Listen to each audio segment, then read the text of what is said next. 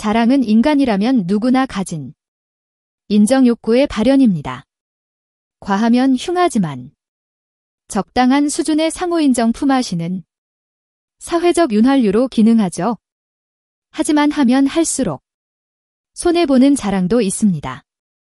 그래서 오늘은 남에게 절대 하면 안 되는 자랑 5가지에 관해 이야기 나눠보고자 합니다. 오늘 이야기 끝까지 들으시면서 나도 이런 적이 있었나 하고 한번 돌아보시면 좋겠습니다. 주제가 마음에 드신다면 구독과 좋아요를 눌러주세요. 클릭 한 번으로 여러분의 마음이 더욱 풍요로워지시길 바랍니다. 이 5가지를 알아보기 전에 여러분께 한 가지 여쭤보고 싶은 게 있습니다. 여러분은 재벌이나 TV에 나오는 연예인들이 자랑할 때 질투가 나시나요? 예를 들어 삼성전자 이재용 회장님이 한 달에 약 6천억을 번다고 TV에 나와서 이야기했다고 가정해 보겠습니다. 대부분은 질투를 느끼지 않으시죠? 왜냐하면 우리와는 너무 다른 세상의 이야기라고 생각하기 때문입니다. 하지만 이런 경우는 어떤가요? 갑자기 내 회사 동기가 주식 투자로 대박 났다며 외제 차를 타고 다니고 씀씀 이가 달라졌다고 생각해 보세요. 자랑이 아니라 그저 사실을 말했을 뿐인데도 왠지 모르게 배가 아프고 속이 쓰립니다. 심지어 이제는 그 동기가 미워 보이기까지 하죠. 운수 좋은 놈. 저놈이 뭐가 잘나서 나보다 이렇게 잘 살까? 하며 밑을 누르시죠. 이처럼 우리는 우리가 아는 사람들에게 더 강한 질투를 느끼게 됩니다. 이것은 지극히 자연스러운 인간의 본성이죠. 반대로 우리는 불행한 사람을 보면 연민을 느끼면서도 동시에 나는 저러지 않아서 저 삶보다는 나은 삶을 살아서 다행이다라는 안도감을 느낍니다. 이러한 안도감도 멀리 있는 누군가보다 가까이 있는 이웃의 행복과 불행이 우리 마음에 더 큰 파동을 일으키죠. 그래서 우리는 가까운 사람일수록 더욱 말을 조심해야 할 것입니다. 오늘 첫 번째로 말씀드릴 절대 하지 말아야 할 자랑은 바로 돈 자랑입니다. 제가 60년 넘게 살아오면서 깨달은 것이 있습니다. 돈 자랑에서 좋은 결과를 본 사람을 단 한 명도 보지 못했다는 것입니다. 오히려 돈 자랑 때문에 평생 모은 재산을 잃고 가족 간의 신뢰마저 무너지는 것을 수없이 보아왔습니다. 진정으로 부자인 사람들은 결코 돈 자랑을 하지 않습니다. 그들은 경험을 통해 깨달았기 때문입니다. 돈이 있다는 말이 새어나가는 순간 삶이 어떻게 변하는지를 말이죠. 한번 생각해 보세요. 당신이 돈이 있다고 말했을 때 어떤 일이 벌어질까요? 처음에는 참 대단하시네요. 성공하셨네요. 하며 치켜세우는 말을 해줍니다. 하지만 곧 찾아오죠. 라는 달콤한 말로 시작해서 급전이 필요해요. 라며 손을 벌리는 지인들까지 처음에는 적은 금액으로 시작합니다. 하지만 한번 돈을 빌려주기 시작하면 그 관계는 이전으로 돌아갈 수 없죠. 돈을 갚지 못하는 순간 여러분은 그 사람과의 관계마저 잃게 될 것입니다. 더 무서운 것은 돈 있는 티를 내다보면 자신도 모르게 씀씀이가 커지고 불필요한 과시, 소비를 하게 됩니다. 결국 이는 자신의 재산을 까먹는 지름길이 되죠. 제가 아는 한 분은 퇴직금으로 받은 목돈을 자랑하다가 사기를 당했습니다. 원금 보장의 고수익이란 말에 속아 평생 모은 돈을 하루아침에 잃었죠? 돈 자랑이 부른 비극이었습니다. 삼국지에 나오는 조조의 부하 사마이의 일화입니다. 어느 날 조조는 사마이를 불러 이렇게 물었습니다. 발바닥이 왜 흰색인지 아느냐? 사마이가 모른다고 대답하자 조조는 이렇게 말했습니다. 그것은 항상 숨겨져 있기 때문이다.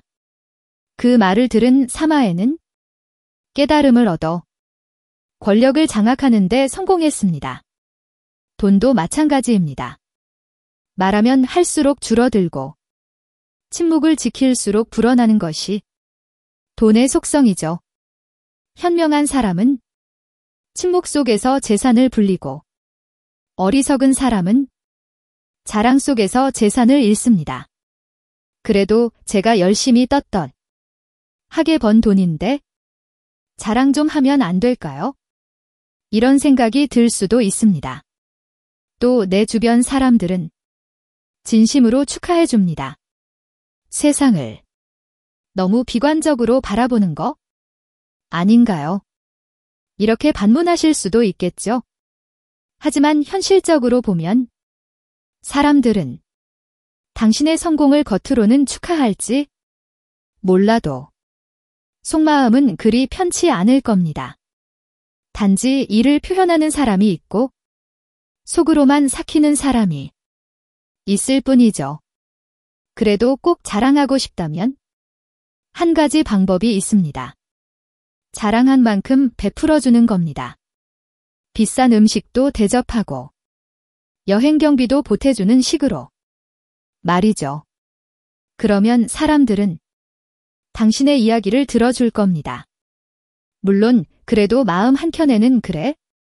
내가 쏘니까 그깟 차랑 내가 들어준다.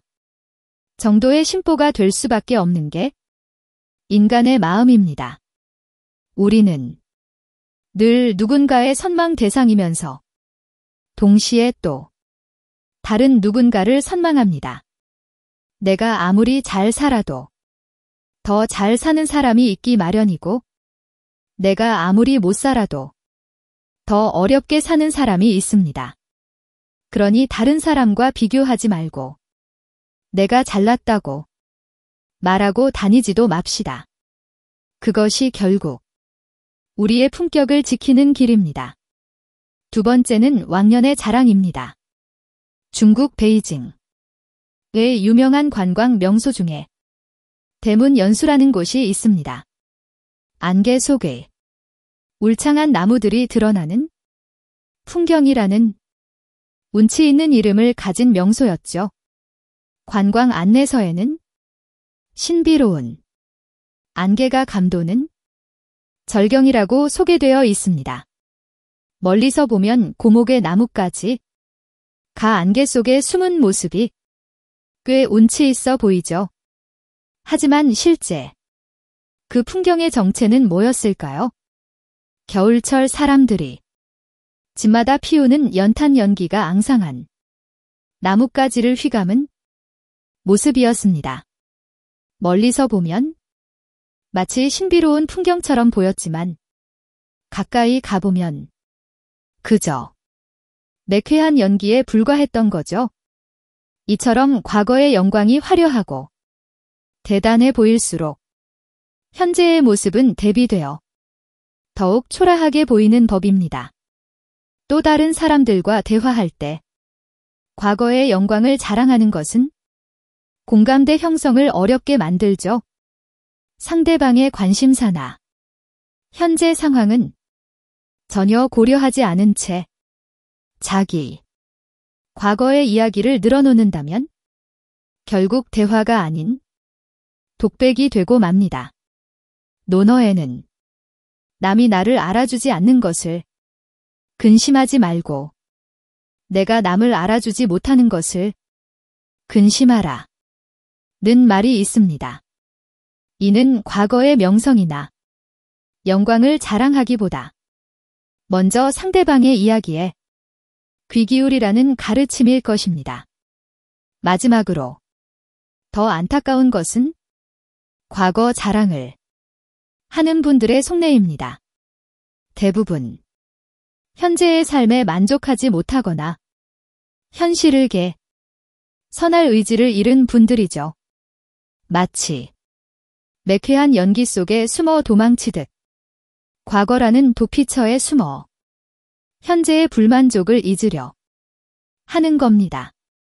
공자는 군자는 현재를 말하고 소희는 과거를 자랑한다 라고 했습니다. 그러니 화려했던 과거의 업적은 추억으로만 간직하고 이제는 현실을 있는 그대로 받아들이며 현재를 살아가는 것이 더 지혜로운 자세일 것입니다. 세 번째는 자식 자랑입니다. 예로부터 동네방네 자랑질을 일삼는 사람을 덜 떨어졌다고 해서 팔불출이라 불렀습니다. 우리 애는 스스로 척척 알아서 공부도 잘하고 집안일도 잘하고 못하는 게 없어요? 나중에 판검사가 돼서 효도하겠다고 하지 뭐예요? 실컷 자랑하는 그 순간은 우월감에 취해 기분이 좋을지도 모릅니다. 하지만 그 이야기를 듣는 다른 부모들의 마음속에는 큰 상처가 생기죠. 이 세상에 자식 걱정 안 해본 부모가 어디 있으며 내 맘대로 되지 않은 자식 때문에 눈물 흘려보지 않은 부모가 어디 있을까요? 옛사람들이 부모는 자식 자랑하지 말고 자식은 부모 흉보지 말라고 한 것은 다 이유가 있었던 것입니다. 더 중요한 것은 자식에게 미치는 영향입니다. 자식 자랑 배틀에서 이겨봤자 우리 아이들은 아무것도 배우지 못합니다. 남 앞에서만 실컷 자랑할 뿐 정작 가족 안에서 충분한 칭찬과 인정을 받지 못하는 아이의 자존감은 한없이 추락할 수밖에 없죠. 심지어 다른 사람을 존중하는 태도, 친구의 기쁨을 함께 기뻐해 줄 수 있는 자세 등 세상을 살아가면서 익혀야 하는 덕목들을 하나도 배우지 못하게 됩니다. 오히려 남을 뭉개고 자신을 과시하는 방법만 알게 될 뿐입니다. 인생의 긴 레이스는 끝까지 달려봐야 아는 법. 내가 무시하고 상처 준 사람이 언젠가 나를 끌어내릴 수도 있는 게 세상사 아니겠습니까? 겸손한 자세를 몸소 실천해야 자녀가 성공의 길목에 섰을 때 뜻을 이룰 수 있습니다. 또 이를 더 크게 보면 집안 자랑으로 이어집니다. 우리 조상이 어떻고 형제가 어떻고 시댁 처가가 어떻고 하는 이야기들 말입니다. 집안보다 더 광범위한 인맥은 지인입니다. 내가 누굴 잘 아는데 하면서 장광설을 늘어놓는 것이죠. 이런 사람들의 특징은 자존심만 높고 자존감은 낮은 사람들에게서 나타납니다. 자신감이 부족한 사람이 남이 나를 어떻게 볼까? 불안한 마음에 왜곡된 자기, 포장에 열을 올리는 것입니다. 꼬치꿀을 품고 있으면 소리쳐 부르지 않더라도 벌들은 저절로 찾아간다. 라는 말이 있듯 진정한 가치는 굳이 자랑하지 않아도 자연스럽게 빛을 발하게 됩니다. 네 번째는 술부심입니다. 요즘 TV를 보면 연예인들이 자주 하는 자랑이 있습니다. 저는 소주 3병은 거뜬해요. 제가 술자리 에이스예요 하면서 자신의 주량을 자랑스럽게 이야기하죠. 마치 이것이 대단한 업적인 것처럼 말입니다. 하지만 한번 생각해 보세요. 술을 많이 마시는 것이 정말 자랑할 만한 일일까요? 의학적으로 보면 과도한 음주는 우리 몸에 심각한 해를 끼칠 수 있습니다.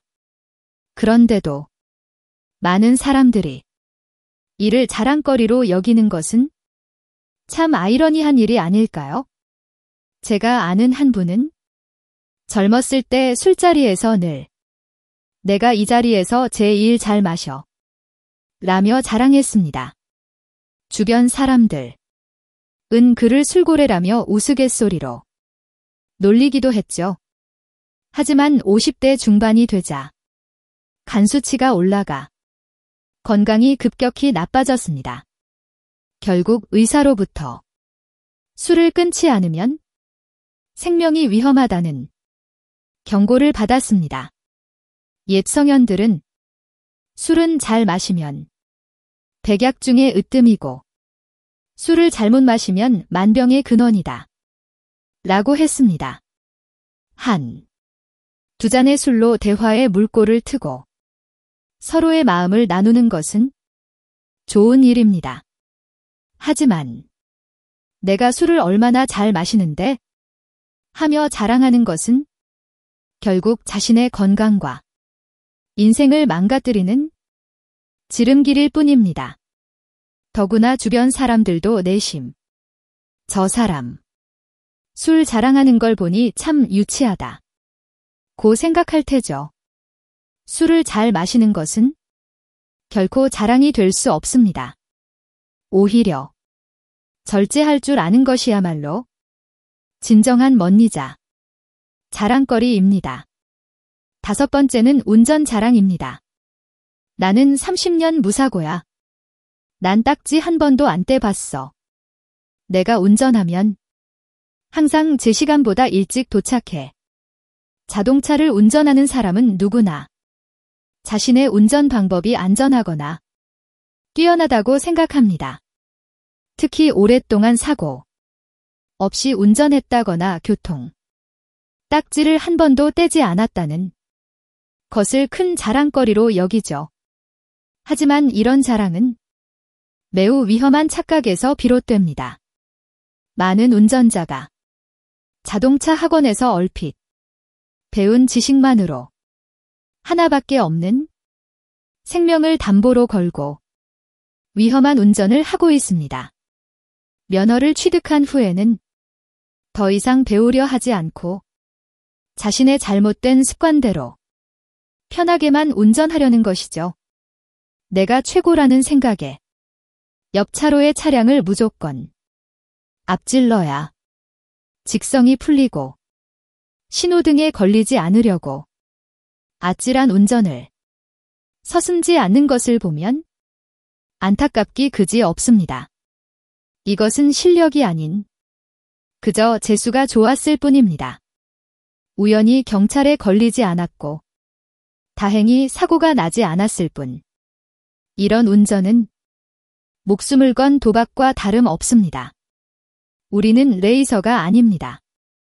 빠르게 가는 것이 목적이 아니라 안전하고 쾌적하게 목적지까지 도착하는 것이 진정한 목표여야 합니다. 진짜로 잘하는 운전이란 적절한 속도로 운전하면서 동승자와 다른 운전자들에게 불안감을 주지 않는 것입니다. 동승자가 편안함을 느낄 수 있도록 흔들림 없이 운전하고 돌발 상황에 대해 예측하고 대처하는 것, 이것이야말로 진정한 운전의 고수가 되는 길입니다. 자신의 운전 실력을 자랑하는 순간 그것은 이미 위험한 운전의 시작일 수 있다는 것을 명심해야 합니다. 마지막으로 여러분에게 한 가지 중요한 생각을 나누고 싶습니다. 연구에 따르면 우리 뇌는 다른 사람의 자랑을 들을 때 마치 실제 공격을 당하는 것처럼 반응한다고 합니다. 무심코 한 자랑이 누군가에게는 깊은 상처가 될 수 있다는 뜻이죠.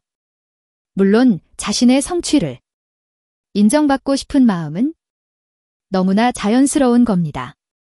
여기서 한 가지 구분해야 할 것이 있습니다. 능력과 성공, 열정을 표현하는 것과 자랑은 분명히 다릅니다. 받아들이는 사람에 따라 해석이 다를 수 있지만 진정성 있는 표현, 과 잘난 체 하는 것은 분명 다르게 느껴지죠. 제가 살면서 만난 진정으로 대단한 분들은 한결같이 자신을 드러내지 않았습니다. 오히려 다른 사람의 작은 성공도 찾아내 온 세상에 떠들며 축하해 주셨죠. 그러다 보니 그분들은 자연스레 존경과 신뢰를 받았습니다.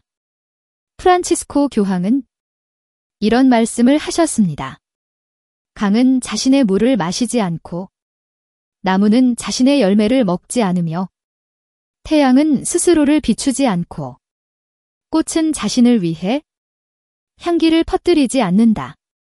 성공한 사람을 시기하지 않는 문화를 만들기 위해서는 성공한 사람의 예의와 매너, 책임감이 함께 따라와야 합니다. 높은 지위나 부를 가진 사람일수록 겸손하게 행동하고 그 힘으로 다른 이들에게 도움을 줄 때 진정한 존경을 받을 수 있습니다. 바로 이것이 노블레스 오블리주의 참된 의미일 것입니다. 오늘 이야기가 여러분의 인간관계를 더욱 깊고 따뜻하게 만드는데 조금이라도 도움이 되었길 바랍니다.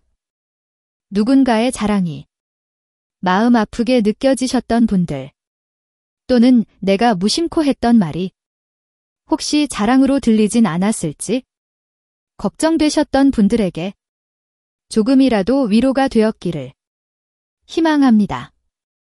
혹시 여러분만의 지혜로운 소통 방법이 있다면 댓글로 나눠주세요. 많은 분에게 큰 도움이 될 것입니다. 앞으로도 이렇게 삶에 도움이 되는 지혜로운 이야기로 찾아뵙겠습니다. 구독과 좋아요는 무료입니다.